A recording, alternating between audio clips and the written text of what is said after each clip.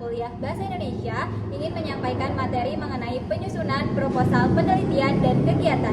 Tapi sebelum itu kami semua ada pantun. Pergi ke pasar membeli ikan. Cakep. Pulangnya membeli bawang. Cakep. Dengan hormat kami sampaikan, mari simak presentasi kami sekarang. Selamat menyaksikan. Perkenalkan, saya Ninyoman Aprilia Widiasari dengan NPM 25110111065. Di sini, saya akan menjelaskan materi mengenai pengertian dan fungsi proposal. Yang pertama, pengertian proposal. Proposal adalah rencana kegiatan yang ditulis dalam bentuk rencana kerja yang akan dilaksanakan.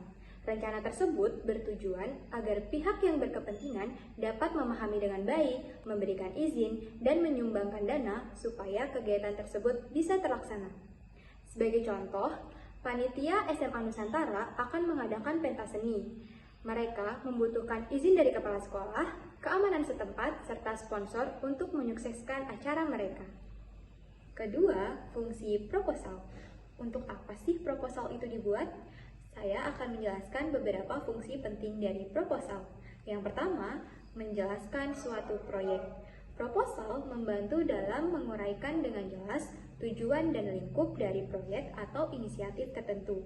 Ini akan membantu semua pihak yang terlibat memahami apa yang akan dicapai dan bagaimana rencana akan dijalankan. Contohnya, mahasiswa akan membuat proposal seminar kewirausahaan yang berisi tujuan acara, manfaat bagi peserta, susunan kegiatan, serta nama pembicara. Kemudian, proposal tersebut diberikan kepada dosen pembimbing, pihak kampus, dan sponsor sebagai acuan resmi. Dengan adanya proposal, semua pihak memahami alur acara dengan jelas, sehingga tidak terjadi kesalahpahaman. Fungsi proposal yang kedua yaitu mendapatkan persetujuan.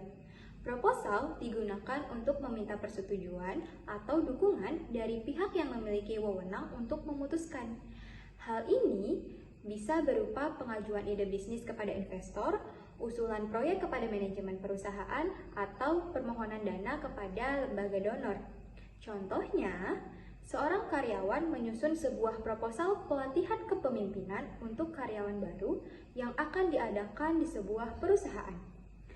Dalam proposal ini, ia menjelaskan manfaat pelatihan, rincian biaya, serta waktu pelaksanaannya. Atasan menilai isi proposal ini, kemudian menyetujui program karena dianggap bermanfaat bagi pengembangan karyawan. Fungsi proposal yang ketiga yaitu pengumpulan dana. Dalam konteks proyek amal, sosial, atau nirlaba, proposal digunakan untuk meminta dana atau hibah dari lembaga donor, yayasan, atau pihak lain yang mendukung inisiatif tersebut. Contohnya, organisasi pemuda menulis proposal bakti sosial untuk kegiatan pengobatan gratis dan pembagian sembako di sebuah desa. Proposal dikirim ke yayasan sosial dan perusahaan yang berpotensi mendukung kegiatan tersebut. Akhirnya, mereka berhasil memperoleh bantuan atau dana sekitar 20 juta beserta logistik berupa obat-obatan dan sembako.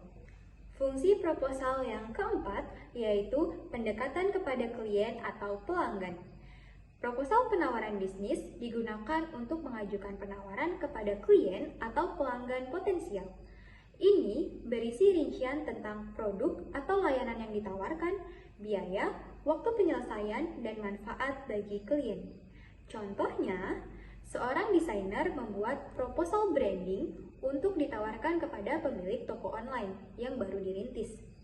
Kemudian, proposalnya berisi paket layanan, desain logo, banner, template media sosial, harga, serta portofolio sebelumnya. Kemudian, setelah membaca proposal yang jelas, pemilik toko merasa yakin lalu memutuskan untuk bekerja sama.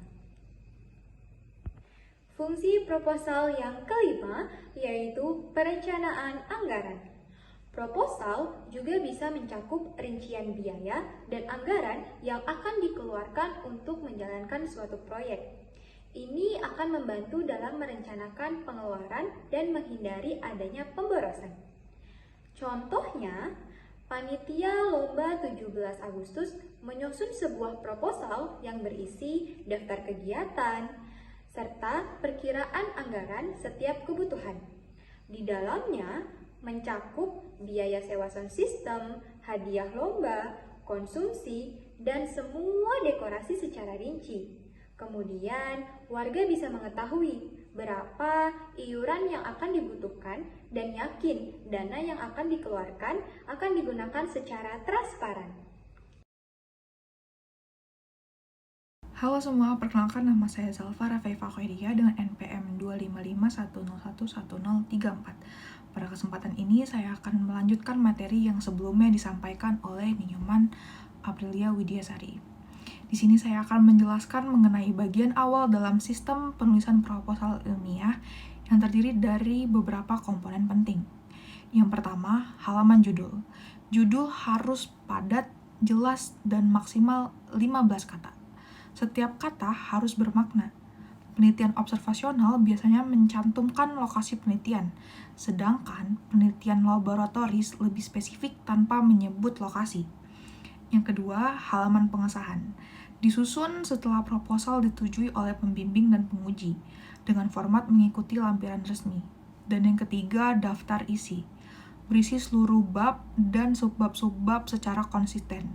Penulisan serta nomor halamannya harus sama persis dengan isi karya ilmiah. Dan yang keempat, ada daftar tabel, menyajikan semua tabel sesuai urutan, lengkap dengan judul, nomor, dan halaman yang identik dengan karya ilmiah. Dan yang kelima, daftar gambar. Aturannya sama seperti daftar tabel, yaitu mencantumkan semua gambar sesuai urutan dengan judul, nomor, dan halaman yang tepat. Dan yang terakhir ada daftar lampiran. Daftar lampiran juga memiliki aturan sama, yaitu semua lampiran harus dicantumkan sesuai urutan dan halaman dalam karya ilmiah. Halo semuanya, perkenalkan nama saya Ananda Ridho Pratama, NPM 25510111026.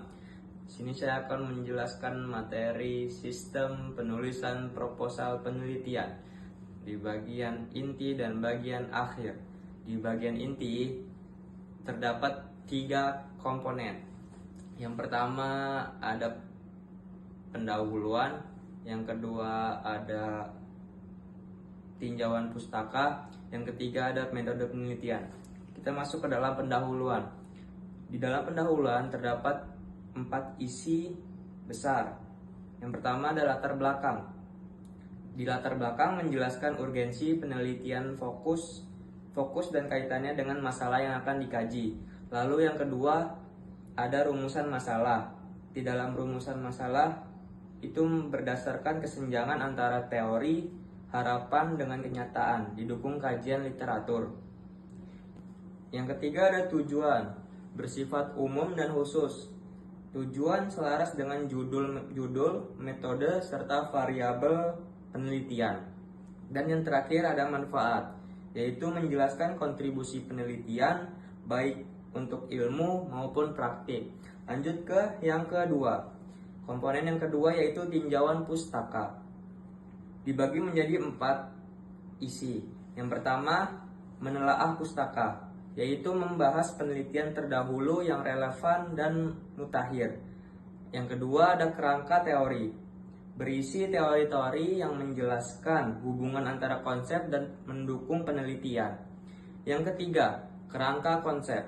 Skema hubungan antara variabel biasanya dalam bentuk diagram. Dan yang terakhir ada hipotesis, yaitu jawaban sementara terhadap masalah penelitian yang perlu diuji secara empiris. Yang ketiga ada metode penelitian. Di dalam metode penelitian, yang pertama ada ruang lingkup. Isinya adalah tempat, waktu, dan bidang keilmuan. Lalu ada rancangan, yaitu jenis penelitian yang biasanya berisi kualitatif, kuantitatif, observasional, atau eksperimental. Yang ketiga ada jadwal dan lokasi, yaitu tempat atau waktu pelaksanaan hingga penyusunan laporan. Lalu ada subjek, yaitu populasi atau sampel yang dipilih dengan kriteria inklusi atau eklusi. Lalu ada alat dan bahan, yaitu alat penelitian beserta spesifikasi dan bahan yang akan digunakan. Lalu ada variabel, contohnya variabel bebas, terikat, dan kontrol. Lalu definisi operasional, penjelasan terukur mengenai variabel penelitian. Lalu ada prosedur, yaitu langkah-langkah dalam penelitian dari awal hingga akhir. Lalu ada alur kerja, yaitu skema tahapan penelitian. Lalu pengumpulan data, yaitu teknik memperoleh dan mengelola sebuah data. Dan yang terakhir, pengelolaan dan analisis data. Tahapan editing, coding, tabulasi, hingga uji statistik. Nah, lalu kita masuk ke bagian akhir. Di dalam bagian akhir ada 2 poin penting. Yang pertama ada daftar pustaka dan yang terakhir ada lampiran. Nah, yang pertama daftar pustaka. Apa itu daftar pustaka? Daftar pustaka adalah daftar lengkap informasi yang digunakan dalam sebuah karya tulis. Biasanya berisi judul, penulis, tahun terbit, dan penerbit. Dan yang terakhir ada lampiran. Lampiran dalam proposal adalah dokumen-dokumen pendukung tambahan yang berisi data, informasi, atau hasil olahan yang relevan dengan penelitian. Sekian, terima kasih. Wassalamualaikum warahmatullahi wabarakatuh. Halo teman-teman semua, setelah teman-teman mengetahui mengenai pengertian proposal, fungsi proposal, serta sistem penulisan proposal, sekarang bersama saya, Aprilia Handayani dengan NPM 063, teman-teman semua akan mengetahui mengenai unsur-unsur proposal penelitian. Sebelumnya, proposal penelitian merupakan dokumen yang berisikan rancangan secara lengkap mengenai kegiatan penelitian yang akan diserahkan kepada pihak-pihak berwenang untuk mendapatkan persetujuan hingga pendanaan. Proposal penelitian itu sendiri berisikan masalah yang akan dikaji, tujuan, metode, serta manfaat yang akan dikemas secara sistematis dan juga jelas. Masuk ke dalam unsur-unsur proposal penelitian yang pertama, yaitu judul. Judul menjadi gerbang pertama bagi pembaca untuk dapat tertarik dalam membaca proposal penelitian. Karena menjadi gerbang utama, maka judul proposal perlu dapat menarik daya tarik pembaca untuk membaca proposal tersebut. Perlu diingat bahwasannya judul proposal harus bermakna serta relevan mengenai isinya. Unsur yang kedua yaitu latar belakang dan rumusan masalah. Latar belakang perlu dalam proposal penelitian untuk menjelaskan secara rinci mengapa penelitian itu penting serta relevan untuk dilakukan. Dengan memberikan konteks masalah, menyajikan data ataupun fenomena yang menarik, serta menunjukkan kesenjangan pengetahuan yang akan diisi oleh peneliti itu tersebut. Sehingga pembaca memahami landasan serta tujuan penelitian secara keseluruhan. Lalu rumusan masalah perlu dituliskan secara singkat, jelas, mudah dipahami, serta mudah dipertahankan. Unsur-unsur yang ketiga yaitu tujuan. Tujuan yang pertama yaitu mengkaji, mendeskripsikan, atau menjelaskan sesuatu fenomena yang unik. Yang kedua, meluaskan generalisasi sebuah temuan tertentu. Yang ketiga, menguji validasi suatu teori. Yang keempat, menutup kesenjangan antar teori seperti penjelasan yang ada. Yang kelima, memberikan penjelasan terhadap bukti-bukti yang bertentangan. Yang keenam, metodologi yang keliru. Yang ketujuh, memperbaiki interpretasi yang keliru. Yang kedelapan, memberikan kesulitan dalam praktek. Yang kesembilan, memperbarui informasi, mengembangkan bukti longitudinal dari masa ke masa. Unsur yang selanjutnya yaitu tinjauan pustaka dan landasan teori. Tinjauan pustaka menurut Caster pada tahun 1984, tinjauan pustaka berfungsi untuk mempelajari sejarah permasalahan penelitian sehingga dapat ditujukan bahwa permasalahan tersebut belum pernah diteliti atau bila sudah pernah, teori tersebelumnya belum mantap. Yang kedua, untuk membantu pemilihan cara penelitian dengan belajar dari penelitian sebelumnya. Yang ketiga, memahami kerangka atau latar belakang teoritis dari permasalahan yang akan diteliti. Dan yang terakhir, untuk memahami atau kekurangan studi-studi terdahulu, tidak semua penelitian menghasilkan temuan yang mantap. Melanjutkan unsur yang keempat, yaitu landasan teori. Landasan teori bertujuan untuk memberikan konteks, menjelaskan fenomena yang diteliti, serta menunjukkan bagaimana penelitian ini berkaitan dengan penelitian dan kajian yang sudah ada. Landasan teori merupakan satu set teori yang dipilih oleh peneliti sebagai tuntuan untuk mengerjakan penelitian lebih lanjut, juga termasuk penulisan hipotesis. Unsur yang kelima yaitu hipotesis, yang dimana hipotesis sendiri memuat pernyataan secara singkat yang disimpulkan dari landasan teori ataupun tinjauan pustaka dan merupakan jawaban sementara ataupun dugaan terhadap masalah yang diteliti. Hipotesis masih perlu diuji kebenarannya menurut Borg dan Gall pada tahun 98. Penulisan hipotesis perlu mengikuti persyaratan sebagai berikut. A. Dirumuskan secara ringkas tapi jelas. B. Berdasarkan nyata menunjukkan adanya hubungan antara dua variabel ataupun lebih. Dan yang C. Didukung oleh teori-teori yang dikemukakan oleh para peneliti ataupun ahli. Baik semuanya, di sini saya akan melanjutkan materi tentang unsur-unsur proposal yang sebelumnya telah disampaikan oleh rekan saya. Namun sebelum itu, izinkan saya memperkenalkan diri. Perkenalkan, nama saya Erlina Permatasya Putri dengan nomor NPM 25110111068. Baik, kita akan membahas tentang cara penelitian. Cara penelitian seringkali merujuk pada langkah-langkah atau tahapan spesifik saat pengumpulan sebuah data. Hal ini lebih mengarah pada praktik atau implementasi dari metode yang telah dirancang sebelumnya. Yang selanjutnya ada jadwal penelitian.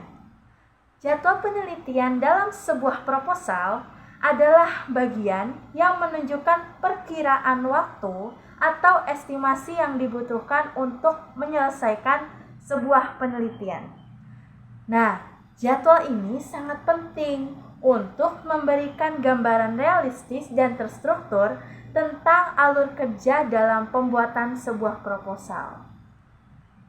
Yang selanjutnya ada daftar pustaka dalam proposal. Daftar pustaka dalam proposal adalah daftar dari semua sumber referensi yang digunakan saat meneliti sebuah proposal. Biasanya mencakup sebuah buku, jurnal ilmiah, artikel, bahkan sumber lain yang lebih relevan. Dalam penulisan daftar pustaka ini, pastikan penulisannya harus sesuai dengan kaidah yang berlaku dalam bahasa Indonesia. Dan yang terakhir ada lampiran dalam proposal. Lampiran dalam proposal adalah bagian akhir yang berisi materi pendukung seperti surat izin penelitian, jadwal penelitian, dan rencana anggaran biaya. Lampiran ini berfungsi untuk menyediakan bukti dan informasi pendukung yang relevan dan rinci tanpa mengganggu alur bacaan dan juga membantu proposal terlihat lebih ringkas dan profesional. Baik, cukup sekian dari saya. Terima kasih. Halo semuanya, perkenalkan nama saya Kinas Galuh Natania Chandra Dewi dengan NPM akhir 066. Pada kesempatan ini, saya akan memaparkan mengenai proposal kegiatan beserta strukturnya. Proposal kegiatan adalah suatu rencana tertulis yang disusun secara sistematis untuk menggambarkan suatu kegiatan yang akan dilaksanakan. Proposal berfungsi sebagai pedoman dalam melaksanakan kegiatan, serta sebagai bentuk pengajuan kepada pihak yang berwenang agar memperoleh izin, dukungan, ataupun pendanaan. Dengan adanya proposal, kegiatan dapat terencana dengan baik, terarah, dan mudah dipahami oleh semua pihak yang terkait. Terdapat 13 struktur proposal. Yang pertama, judul proposal. Judul harus singkat, padat, dan jelas agar mudah dipahami. Judul mencerminkan nama kegiatan yang akan dilaksanakan, sehingga pembaca langsung mengetahui inti kegiatan. Yang kedua adalah latar belakang. Bagian ini berisi alasan mengapa kegiatan perlu dilaksanakan. Latar belakang dapat berupa dasar pemikiran, permasalahan yang dihadapi, atau kebutuhan yang harus dipenuhi. Yang ketiga, itu ada tujuan kegiatan. Tujuan menjelaskan apa yang ingin dicapai melalui kegiatan. Dengan tujuan yang jelas, kegiatan akan terarah dan sesuai dengan sasaran yang diharapkan. Yang keempat, ada manfaat kegiatan. Bagian ini menjelaskan hasil yang akan diperoleh dari kegiatan, baik bagi panitia, peserta, maupun pihak lain yang terkait. Yang kelima, ada tema kegiatan. Tema merupakan benang merah yang mengikat seluruh rangkaian kegiatan, sehingga kegiatan memiliki arah dan identitas yang kuat. Yang keenam, ada isi kegiatan. Isi memaparkan apa saja yang akan dilakukan dalam kegiatan. Bagian ini mencakup susunan serta langkah-langkah yang akan dilaksanakan. 7 struktur lainnya akan dilanjutkan oleh rekan saya Hafiz. Sekian materi yang dapat saya sampaikan, saya akhiri. Terima kasih.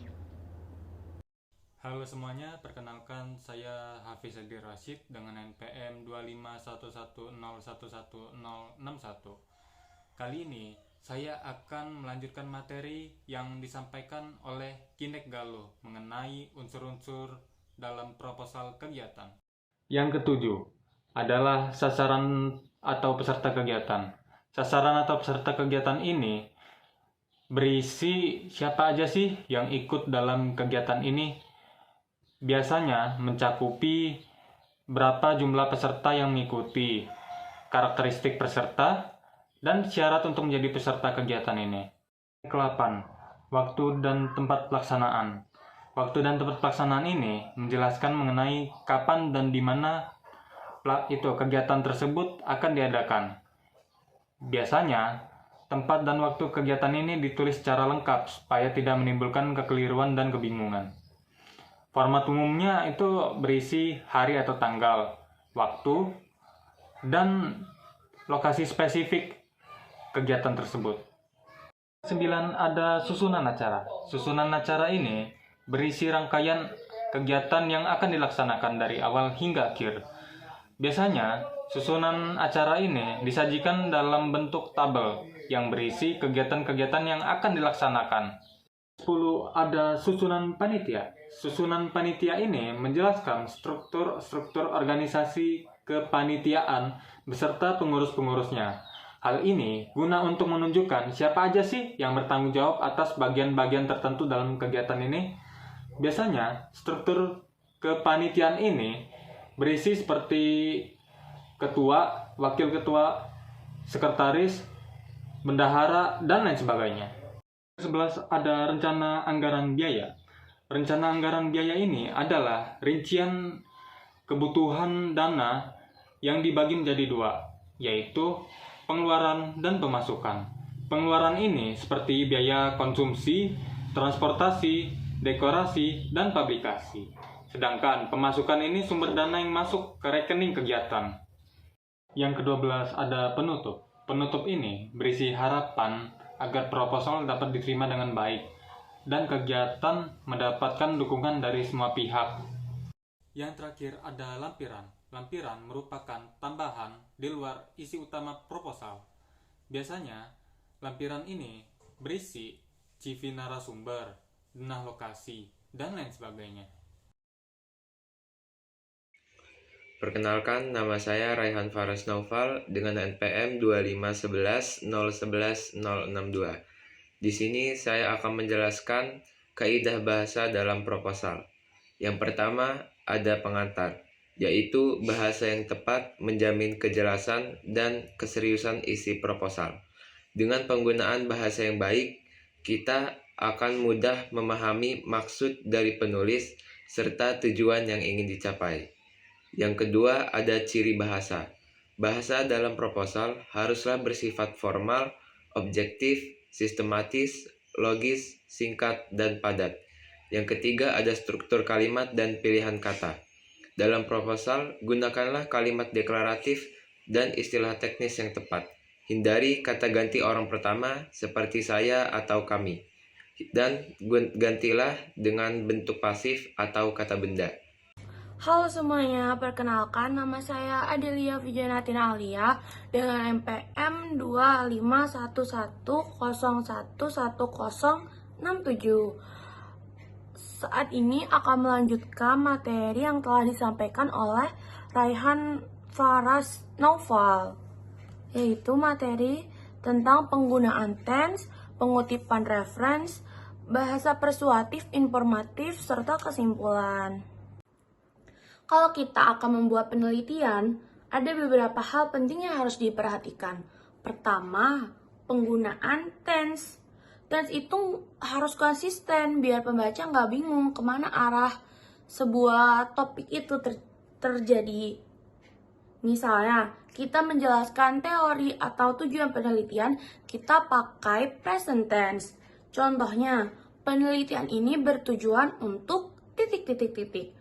Kalau membicarakan tentang penelitian sebelumnya, kita menggunakan past tense. Contohnya, penelitian terdahulu menunjukkan bahwa titik-titik-titik. Nah, kalau untuk menunjukkan rencana ke depannya, kita menggunakan future tense. Penelitian ini akan dilakukan pada bulan Oktober. Jadi, konsistensi tense itu bikin tulisan kita lebih rapi dan lebih mudah dipahami oleh para pembaca. Kedua, tentang pengutipan dan referensi. Dalam penelitian, mengutip itu wajib biar ide kita punya dasar yang kuat. Tapi yang penting adalah format citasinya harus konsisten. Misalnya, menggunakan apa, style, atau Chicago. Sumber juga harus kredibel, seperti buku, jurnal, atau artikel akademik. Jangan lupa, setiap kita menulis, kita harus mengambil data. Jangan lupa, setiap kali kita ambil data atau ide dari orang lain, harus cantumkan sumbernya, supaya terhindar dari plagiarisme. Intinya, referensi yang kuat itu bikin penelitian kita makin mantap dan makin bagus. Ketiga, penggunaan bahasa persuasif dan informatif. Persuasif artinya kita meyakinkan pembaca bahwa penelitian kita itu penting, tapi harus tetap objektif. Jangan asal klaim, tetap gunakan data-data yang baik dan terpercaya. Contohnya, daripada bilang, wah penelitian ini keren banget, lebih baik kita tulis sebagai penelitian ini penting karena bisa membantu guru untuk memahami strategi belajar siswa. Jadi ada unsur meyakinkan tetapi tetap ilmiah. Terakhir adalah kesimpulan. Kesimpulan itu harus singkat, padat, dan jelas. Fungsinya untuk merangkum inti penelitian, menjawab tujuan, dan menutup pembahasan dengan rapih. Jangan sampai membuka topik lagi di bagian kesimpulan. Kalau ditulis dengan baik, kesimpulan bisa meningkatkan kredibilitas penelitian dan memudahkan kita sebagai pembaca untuk memahami inti yang kita ajukan. Jadi, 4 ini, tense, pengutipan, reference, persuasif, dan kesimpulan adalah kunci supaya proposal penelitian kita lebih kuat, jelas, dan dapat dipercaya.